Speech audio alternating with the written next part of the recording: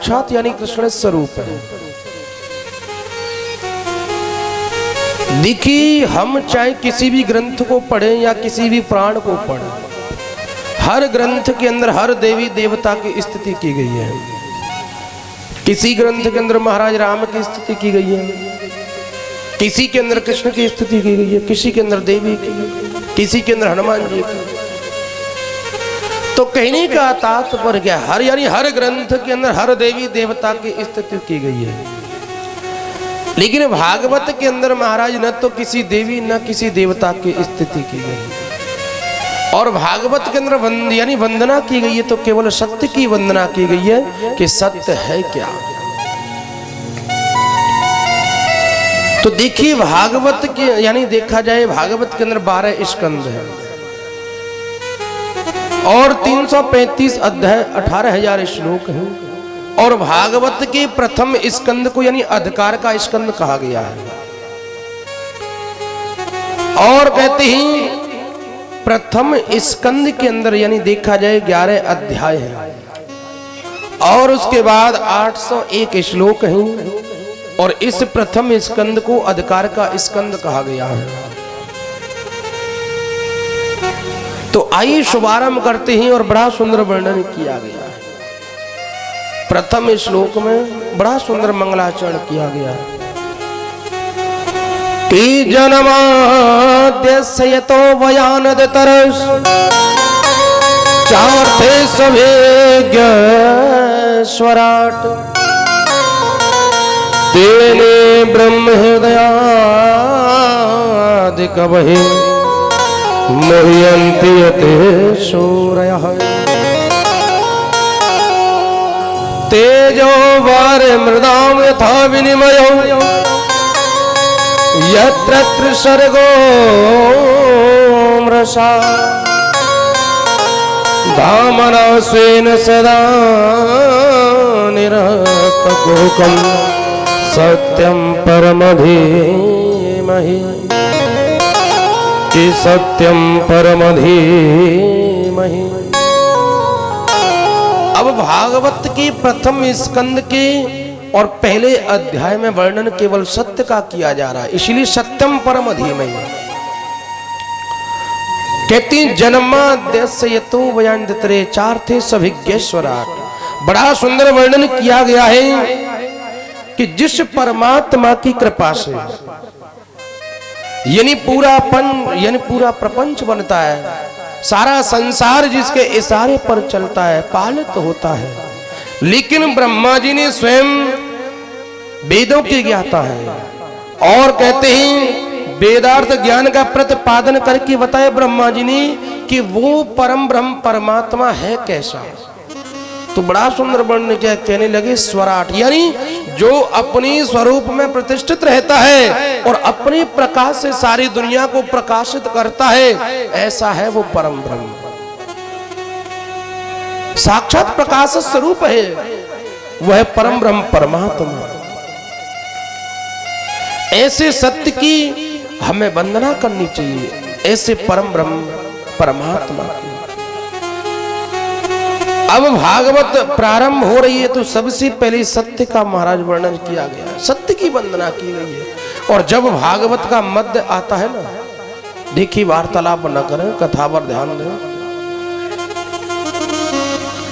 भागवत का जब मध्य आता है तो मध्य में भी सत्य का वर्णन है महाराज कि सत्यव्रतम सत्य परम त्रिसत्यम और सत्य सयो निहितम च सत्य सत्य स सत्यव्रतम सत्य नेत्रम और सत्यात्मकम त्वाम शरणं प्रपन्ना। भागवत का मध्य आया है सत्यव्रतम ते सत्य पर, यानी सत्य मध्य में केवल वही सत्य बचता है महाराज। और उसके बाद जब भागवत का अंत आता ना कि कसमयेन च सत्यम, अंत में भी केवल सत्य का वर्णन है महाराज। जो त्रिकालाबाद जो सत्य है, पहले आद मध्य यानी मध्य अंत।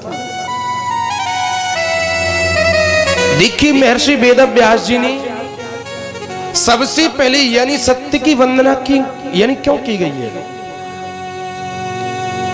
देखिए, सत्य की वंदना इसलिए की गई है क्योंकि बिना सत्य के हमारा जीवन श्रेष्ठ नहीं है। आप पूजा पाठ करते हो, ध्यान देना मेरी बात पर, आप पूजा पाठ करते हो, भजन करते हो ना, कब श्रेष्ठ रहेगा पता है? जब आप सत्य बोलोगे तो आपका पूजा करना भी सार्थक रहेगा। भजन करते हो, सत्य बोलोगे तो सार्थक रहेगा महाराज। आप कथा सुनने के लिए आए हो, कथा सुनना हमारा कब सार्थक रहेगा? जब आप सत्य बोलेंगे तो हमारा कथा सुनना भी सार्थक है। आप चाहे कथा सुनो, पूजा पाठ करो, भजन करो, लेकिन कहते ही जब तक आप सत्य को अपने जीवन में नहीं अपनाओगे कोई सार्थक नहीं है। और सत्य का वर्णन क्यों किया गया है? क्योंकि कृष्ण ही सत्य है, राम ही सत्य है, वही परम ब्रह्मा यानी सत्य है। और तुलसीदास बाबा ने रामायण के अंदर बड़ा सुंदर वर्णन किया है महाराज।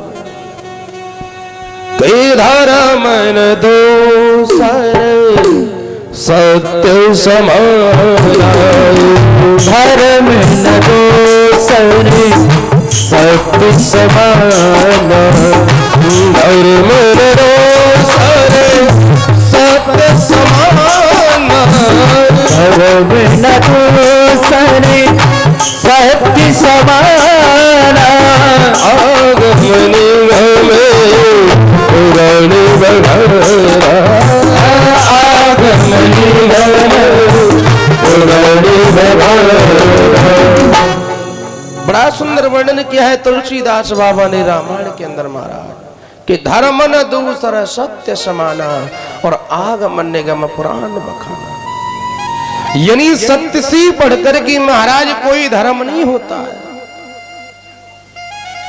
तो जितना बन सके हमको अपने जीवन में सत्य को अपनाना चाहिए।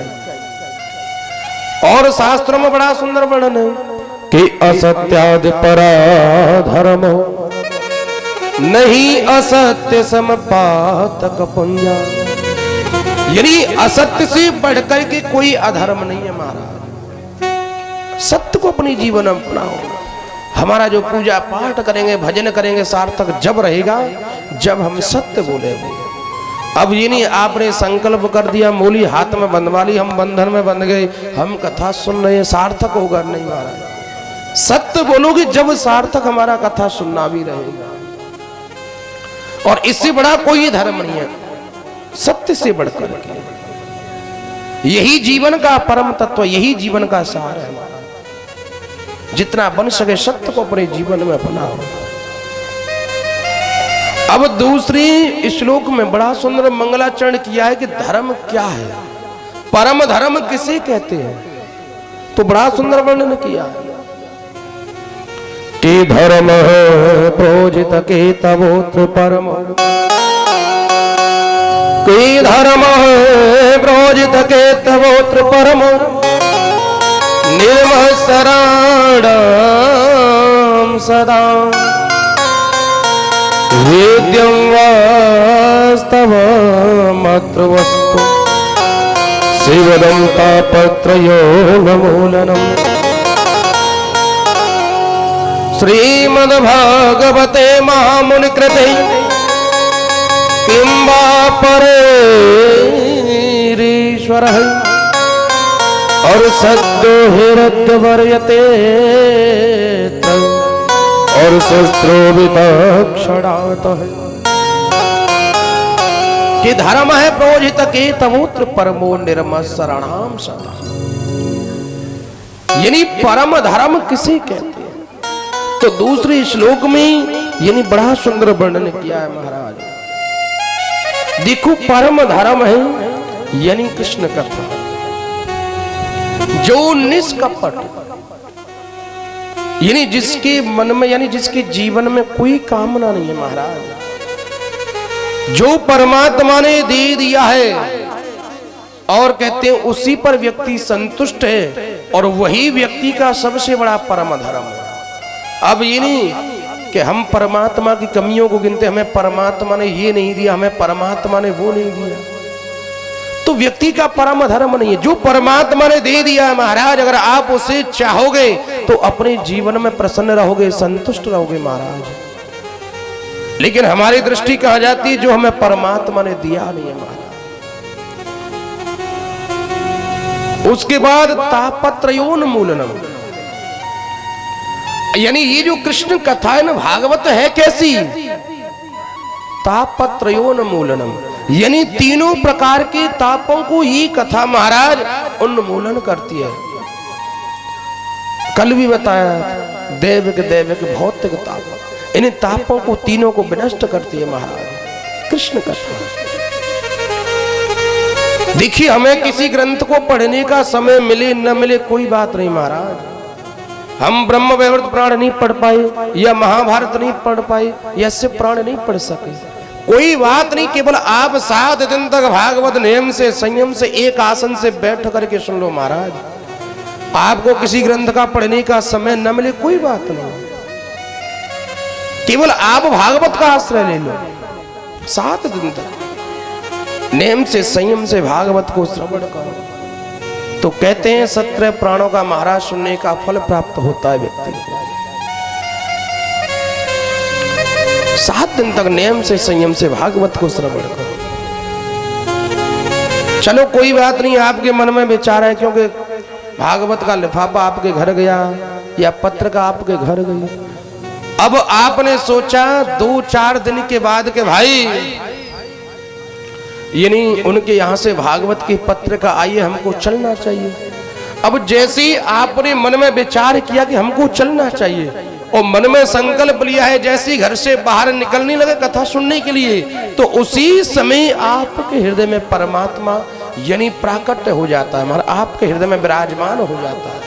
कब पता है? जब आपने मन में संकल्प करके और घर से बाहर निकले, कहाँ? कथा सुनने के लिए।